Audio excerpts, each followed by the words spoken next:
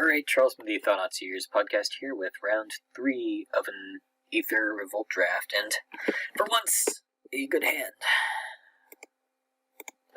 I can feel that, I don't have a pang of conscience over.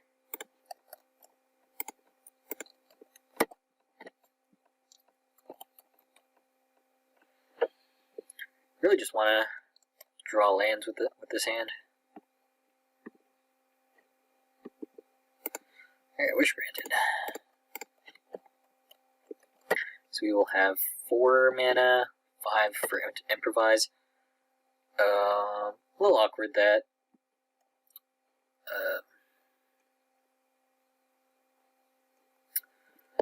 we can't double spell next turn, but we can just cast Hinterland Drake and attack for 1.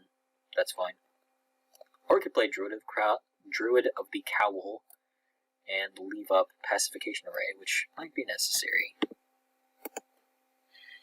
Actually, that might not be so bad. We can...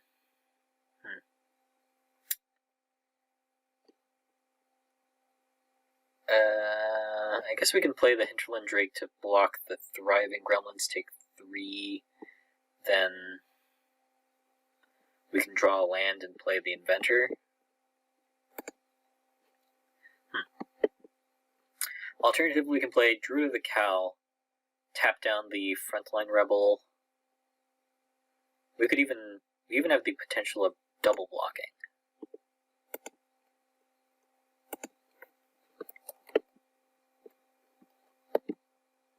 Oh wait, no we can't. Because we have to use the mana to tap that down. But I actually think that having the potential to just go Bastion Inventor next turn and have the Frontline Rebel run into it is a little better. And we are getting beaten down by this Thriving Gremlins, but Thriving Grubs, I should say. Ooh. That might change things, like just a big 5/5. I think having a big old 5/5 with a big old 5/5 plus a 4/4 with a counter on it is better than having just a big old 5/5 with a couple of 2/4s. Actually, a couple of 2/4s are good too. Oh man. Should have attacked with the other guys. At least getting some damage that way.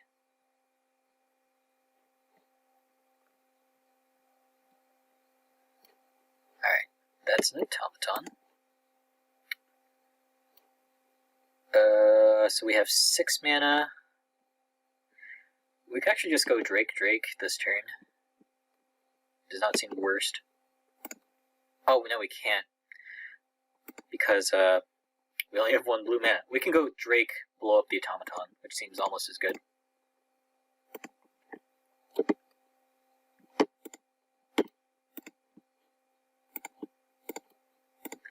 Yeah, I like getting more creatures out there for this Ridgescale Tusker. That weird green effect is back with the pacification, with improvise. Like it stays highlighted green even after you're done improvising. So would you like to move counters over? Some.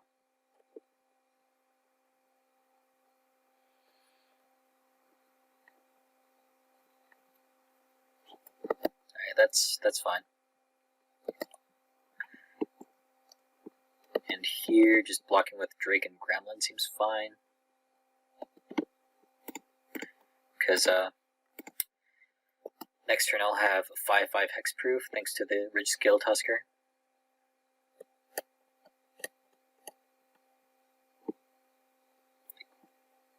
Yeah, I mean, that's fine. This guy doesn't have trample or anything.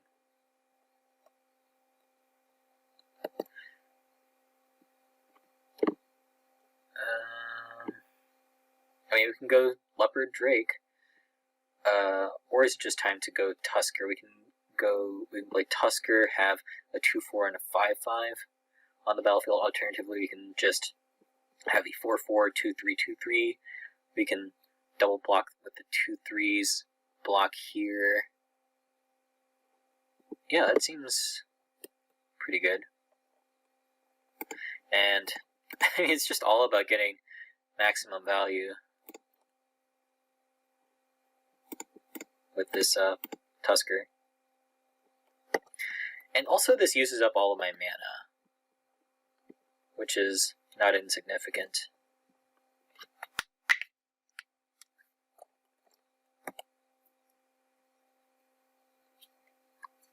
If he's willing to just throw away that cat, I might just go like double block. And he doesn't have energy to pay. And he can't kill both of my creatures with this. I mean, he could have drawn like a combat trick or a removal spell to kill both my creatures, but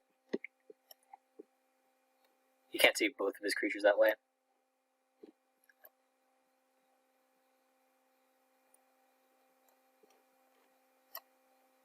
Alright.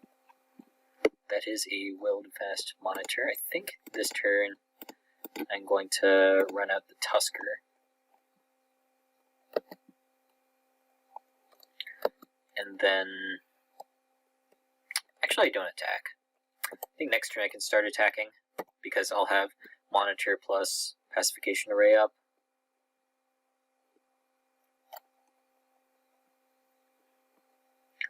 This way I can block the Menace creature. Yep. And this way I can just like attack with everything but one creature. I can just attack with everything, leave back the Monitor to block this guy, Pacification Array, my opponent's Monitor.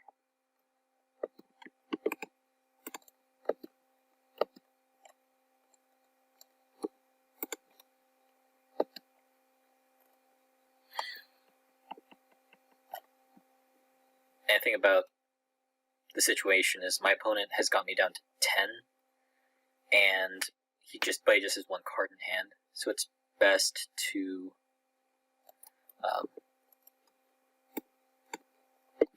start putting pressure on him so that he can't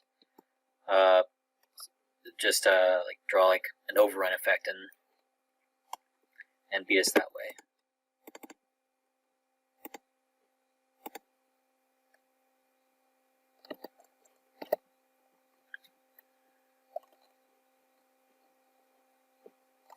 Okay.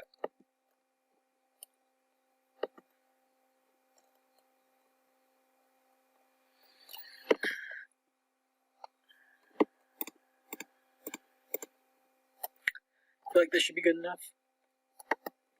We have 2 evasion creatures, a big guy, and a 2/4, and a Pacification Array. Yeah, I think that should do it.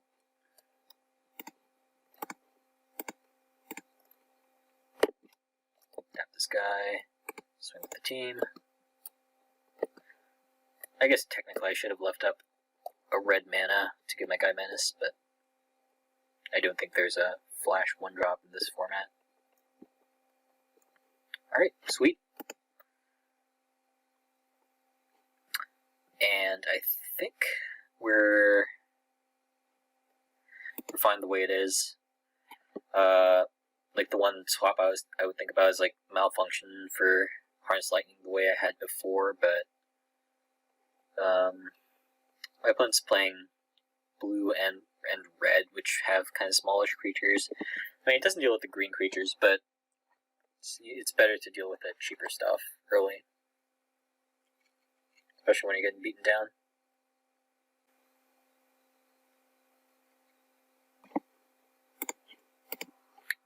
Alright, back here for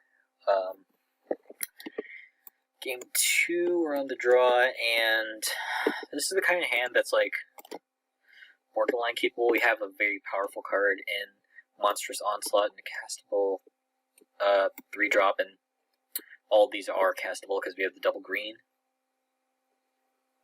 I think it's like borderline keepable, and I will keep it because I think Monstrous Onslaught is just that good. It can catch you up out of pretty bad situations, and drawing Druid of the Cowl helps a lot.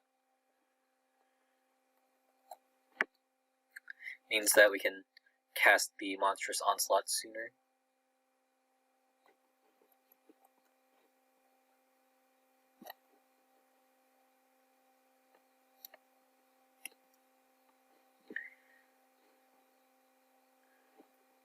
Again, can't really block here.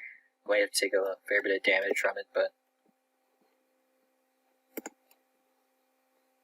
Alright, drawing all spells has been very good for us, I must say.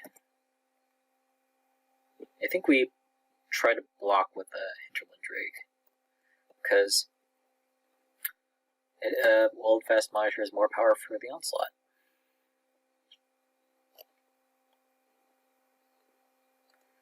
Ooh.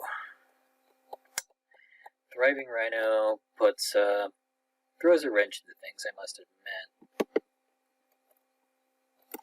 I guess I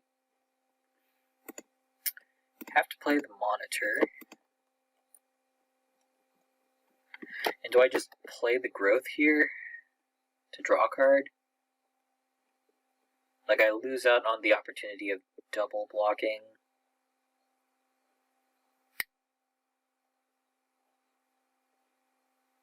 And the opportunity, like, my opponent has Hungry Flames in his deck, and just the opportunity cost is a little bit too high. I mean, sorry, not the opportunity cost. Just the risk is too high.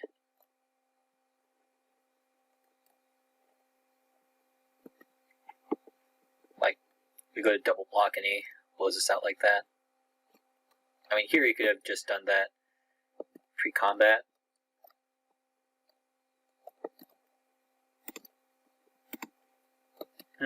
I guess the play was the same anyways, but he could have, like, grown that one out of reach of the Hinterland Drake.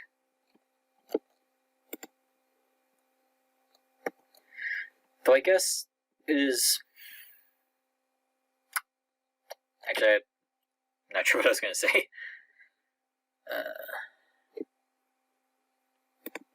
Turns out games without Pacification Ray are not as good for us. Here, though, we do have the nice line of going... Like, say my opponent doesn't have anything for his next turn, we can go attack with Leopard, use the Onslaught to kill the Rhino, or if my opponent plays a 1 toughness creature here, kill the Rebel plus guy with 1 toughness.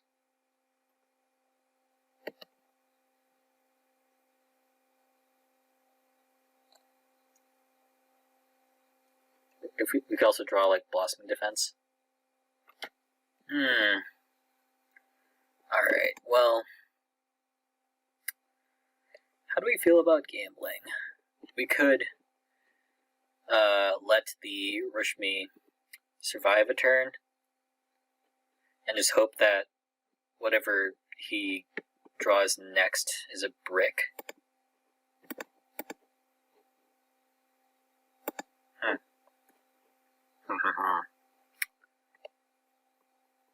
Yeah, I think here I can need to kill the Rhino, and then probably double block Drake and Druid.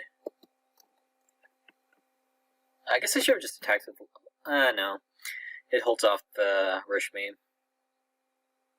Kind of. Like, it allows us to bounce off, and we're at a precarious life total, so... And the damage doesn't really matter here. So it's important to attack, to block with... Okay, that got out of hand. So I need to draw, like, I need to draw a good card here.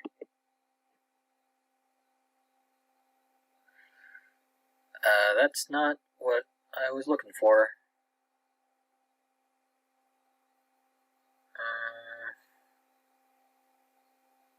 I guess I can attack. that the Druid blocks, and then I can onslaught the Rishmi. He also has an Aether Herder in hand.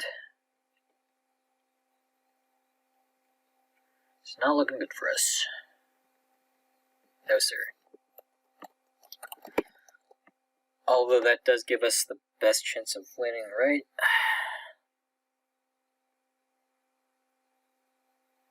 Because if he attacks, we would end up just chump blocking with the Druid. He plays a... Actually, I don't think that gives us the best chance, because we need something with more power in play.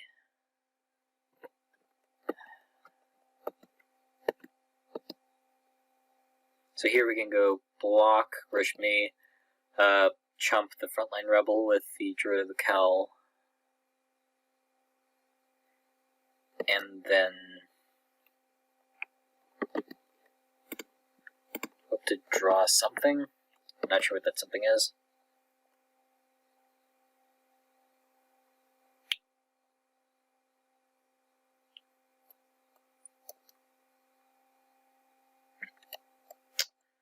Malfist is certainly good for him here.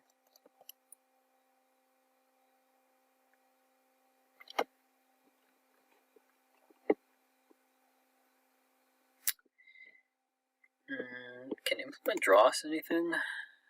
Oh, that's not even our deck. That's not even my deck.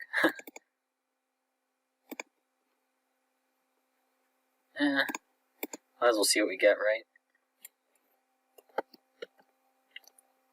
Weave the Dust. That would have been good earlier, but unfortunately that will not do it. Yeah, I guess that hand wasn't. It's both a combination of my hand being a bit slow and my opponent's hand being kind of fast. I'm still gonna run it back. Yeah, I think that's. I think the keep was definitely defensible, but my opponent also had a good draw. And that was one of the risks that we were taking with that hand. I sent a mulligan. Well, I guess I have to keep this. Alright, Implement does help, but just being able to get crawl back out of this mulligan is going to be, I mean, that's going to have to help us.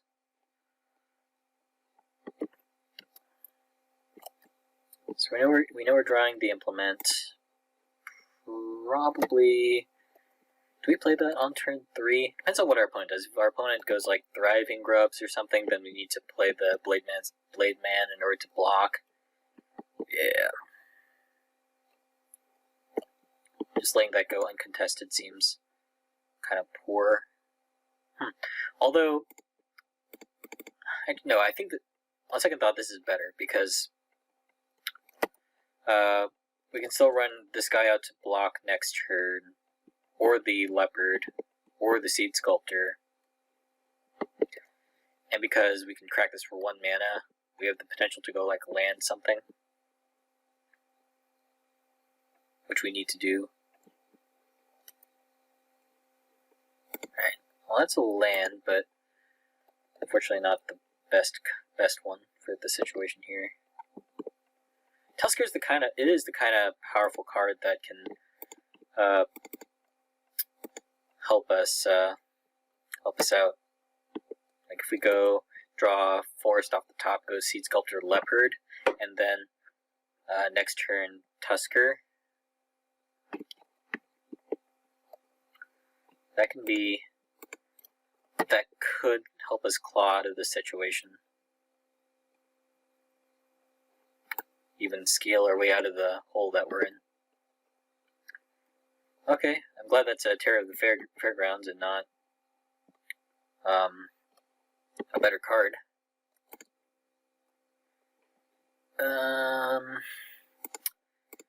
As much as it kind of pains me to have to trade this off for one of these guys, I think that leaving the Seed Sculptor in hand is just going to be better because it's a cheaper spell. So if we draw like a blue 3-drop, we can go that plus that and then Tusker. It's just a matter of mana efficiency.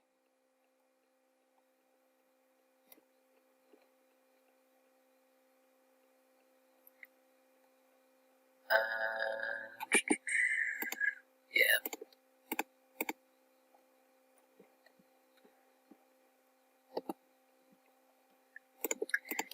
I think here we just want to trade like Drake for the Infiltrator. Like take our licks, go down to 5, and then we have the Tusker, which makes us into a 3/4. It can tangle a lot better with my opponent's creatures. Oh no, yeah, no, we block with the Seed Sculptor because, I mean, the thing about artifact creatures, I mean, it is a bit of a downside. Although if we double, the problem is if we double block here, my opponent, if our opponent has Hungry Flames though, we're dead if we don't block this. So we can either just be like, we're not going to play around Hungry Flames and just block and take 5. Or we can play more conservatively, double block the Hellion, and then... Oh wait, Hungry Flame deals 2 to an opponent, so we wouldn't actually be dead. Okay, that changes things. He could have like built to smash, which would be a bit of a blowout.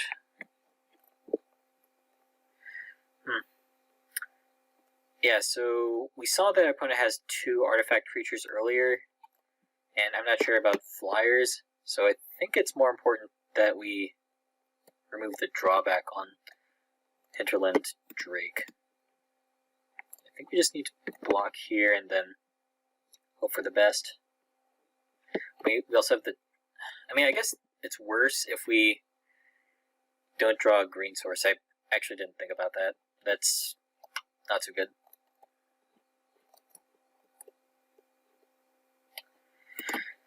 Okay, that was not... Okay, that did not pay off. I mean, I guess I did need to gamble a little bit, but that honestly escaped my mind. I should actually have played around that, and we're just dead now.